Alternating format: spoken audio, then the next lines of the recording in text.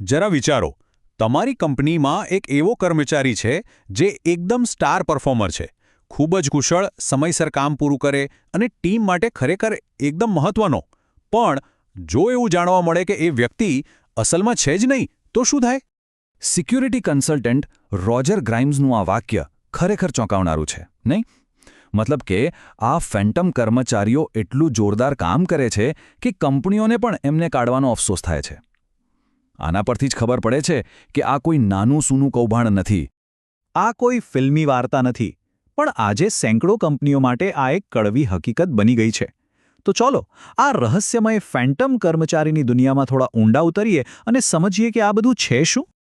તો આખરે આ ફેન્ટમ કર્મચારી છે કોણ? ના, આ કોઈ ભૂતપ્રેતની વાત નથી. આ તો એક વાસ્તવિક અને દિવસે ને દિવસે વધતો જતો ખતરો છે, જે આજે મોટી કંપનીઓને પણ પરેશાન કરી રહ્યો છે. આનું એકદમ તાજું અને સૌથી મોટું ઉદાહરણ છે ઉત્તર કોરિયા. ત્યાંના હજારો આઈટી એક્સપર્ટ્સે શું કર્યું? એમણે નકલી ઓળખ બનાવી અને સીધી અમેરિકા અને યુરોપની ટોચની કંપનીઓમાં નોકરીઓ મેળવી લીધી.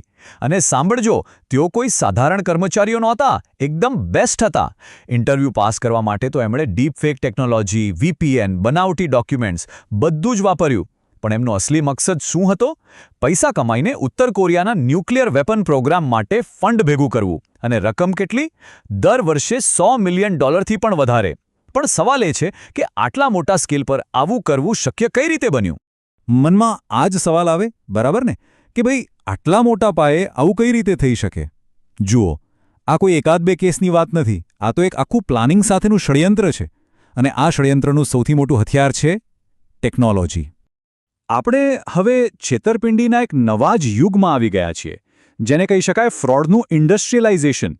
એટલે કે હવે એડવાન્સ્ડ AI ટૂલ્સ એટલા સહેલાઈથી મળી રહ્યા છે કે કોઈ પણ વ્યક્તિ, કોઈ પણ, એકદમ પ્રોફેશનલ દેખાય એવું ફ્રોડ આરામથી કરી શકે છે. જરા આ આંકડાઓ પર એક નજર નાખો. ડીપફેકના કેસમાં માત્ર એક જ વર્ષમાં 10 ગણો વધારો. AIથી બનતી ફેક વેબસાઇટ્સમાં તો સીધો 345% ઉછાળો. આ કોઈ નાના મોટા ફેરફાર નથી. આ તો ટેકનોલોજીથી ચાલતી છેતરપિંડીની એક રીતસરની સુનામી છે. અને આ બધાની સીધી અસર ક્યાં પડે છે? લોકોના ખિસ્સા પર. ખાલી 4 જ વર્ષમાં અમેરિકામાં જોબ ફ્રોડથી થયેલું નુકસાન 450%થી પણ વધી ગયું. અને રકમ પહોંચી ગઈ $500 મિલિયન પાર. આ કોઈ નાનીસૂની રકમ નથી. આ એક બહુ મોટો આર્થિક ખતરો છે. ચાલો આને એકદમ સરળ રીતે સમજીએ. પેલા જૂના જમાનાના નાઇજીરિયન પ્રિન્સવાળા ઈમેલ્સ તો યાદ જ હશે, જેમાં ગ્રામરની ભૂલો અને અજીબ વાક્યો હોય. હવે એ બધું ભૂલી જાઓ. આજના સ્કેમર્સ પાસે AI છે. એવું સમજો કે એમની પાસે એક perfect top class ghost writer છે. આ AI એવા ઈમેલ્સ લખે છે જે એકદમ પ્રોફેશનલ, પર્સનલાઇઝ્ડ અને સાચા લાગે. હવે પ્રામાણિકપણે વિચારજો, શું આવા બે ઈમેલ્સ વચ્ચેનો ફરક પકડી શકાય? અને વાત ખાલી ઈમેલ પર અટકતી નથી. હવે તો લાઈવ ડીપફેક્સનો જમાનો છે. આ શું છે? સમજો કે એક ડિજિટલ માસ્ક છે જે કોઈ પણ વ્યક્તિને વિડિયો કોલ પર બીજા કોઈ તરીકે બતાવી શકે છે. અવાજ પણ એ જ, ચહેરો પણ એ જ. હમણાં જ હોંગકોંગની એક કંપની સાથે આવું જ થયું. એક કર્મચારીએ વિડિયો કોલ પર પોતાના નકલી બોસ સાથે વાત કરી અને કંપનીના $25 મિલિયન ટ્રાન્સફર કરી દીધા. વિચારો. ઓકે, ટેકનોલોજી તો સમજ્યા. પણ મોટો સવાલ એ છે કે આપણે માણસો આટલી સહેલાઈથી છેતરાઈ કેમ જઈએ છીએ? આનો જવાબ ટેકનોલોજીમાં નહીં, પણ આપણા પોતાના મગજમાં છુપાયેલો છે, જેને સાયકોલોજીની ભાષામાં કહેવાય છે સંક કોસ્ટ ફેલેસી. આ એક એવી માનસિક જાળ છે જેમાં આપણે બધા ક્યારેક ને ક્યારેક ફસાઈએ છીએ. જેમ કે આપણે કોઈ બોરિંગ ફિલ્મ જોવા ગયા હોઈએ, પણ ટિકિટના પૈસા આપ્યા છે એટલે મજબૂરીમાં આખી ફિલ્મ જોઈએ છીએ. બસ આ જ છે સંક કોસ્ટ ફેલેસી.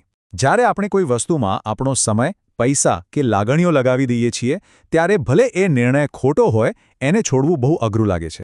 સાયકોલોજિસ્ટ વેરોનિકા ટેટ આને બહુ સરસ રીતે સમજાવે છે. કોઈને પોતાની ભૂલ સ્વીકારવી ગમતી નથી. એટલે ખોટા રસ્તે હોવા છતાં આપણે એ જ રસ્તા પર આગળ વધવાનું પસંદ કરીએ છીએ. અને બસ આ જ આપણી નબળાઈ છે, જેનો ફાયદો સ્કેમર્સ ઉઠાવે છે. એમને ખબર છે કે એકવાર આપણે થોડું પણ ઇન્વેસ્ટ કરી દઈશું, પછી પાછા વળવું લગભગ અશક્ય બની જાય છે. અને આ વાત ખાલી સ્કેમ્સ માટે જ નથી. આ જુઓ, ડોક્ટર ગ્રેગ ફેનરમેન. એમણે એક મોંઘા લેઝર મશીનમાં $2.5 લાખનું રોકાણ કર્યું. મશીન બરાબર ચાલતું નહોતું, છતાં મહિનાઓ સુધી એને વળગી રહ્યા. કેમ? કારણ કે એમનું મોટું નાણાકીય અને ભાવનાત્મક રોકાણ હતું. આના પરથી એક વાત સાફ છે, આપણામાંથી કોઈ પણ આ જાળમાં ફસાઈ શકે છે.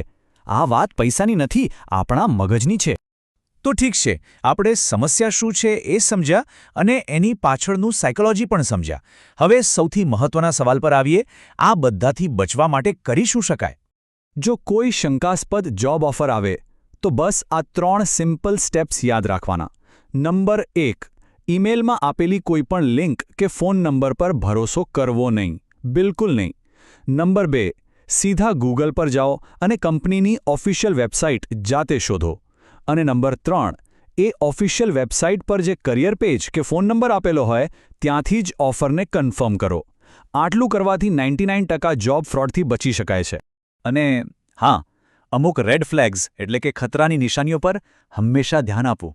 જેમ કે કોઈ ઇક્વિપમેન્ટ કે ટ્રેનિંગના નામે પૈસા માંગે, પગાર જરૂર કરતાં વધારે સારો લાગે, ઈમેલ કોઈ @gmail.com જેવા પર્સનલ એડ્રેસ પરથી આવે અથવા નિર્ણય લેવા માટે બહુ જ દબાણ કરવામાં આવે તો તરત સાવધાન થઈ જવું. એક વાત ગાંઠ બાંધી લેજો, જો કોઈ નોકરી આપવા માટે પૈસા માંગે તો એ નોકરી નથી, એ કૌભાંડ છે. આમાં ખાલી વ્યક્તિઓએ જ સાવધાન નથી રહેવાનું. કંપનીઓએ પણ પોતાની જવાબદારી સમજવી પડશે. એમણે પોતાની ભરતીની પ્રોસેસ એકદમ પારદર્શક બનાવવી જોઈએ. નોકરી શોધનારાઓ માટે ઓફર વેરીફાઈ કરવાનું સહેલું બનાવવું જોઈએ. અને ટેકનોલોજીનો ઉપયોગ કરીને એમના નામે જે ફેક ઈમેલ્સ ફરે છે એને રોકવા જોઈએ.